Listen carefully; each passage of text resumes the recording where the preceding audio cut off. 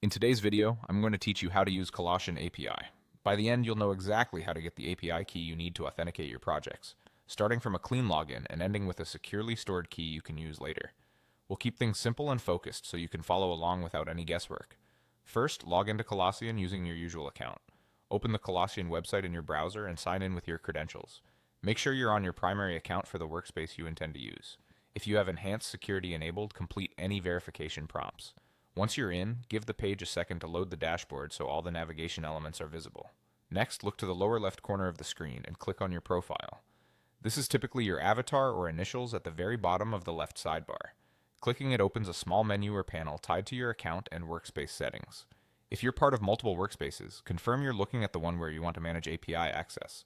Switching workspaces first will help avoid confusion later. From that menu, go to Workspace Details. This area controls the configuration for your team or workspace rather than just your personal profile. It's where administrative options usually live, including access and integrations. If you don't see workspace details, it may be due to your role in the workspace. In that case, check with an administrator to make sure you have the necessary permissions. Inside workspace details, find the option to generate a new API key. Click the button or link to create one. Some interfaces let you label or describe the key, which can be helpful if you plan to use different keys for different projects or environments. After you confirm, the system will display your new API key.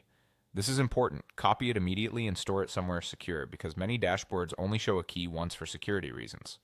Treat your key like a password. Do not share it publicly and never embed it directly in client-side code or in files that might end up in version control. A good practice is to place it in environment variables or a secrets manager so it stays private and easy to rotate later if needed. That's it. You're logged in, you clicked your profile in the lower left, you went to Workspace Details, and you generated a new API key.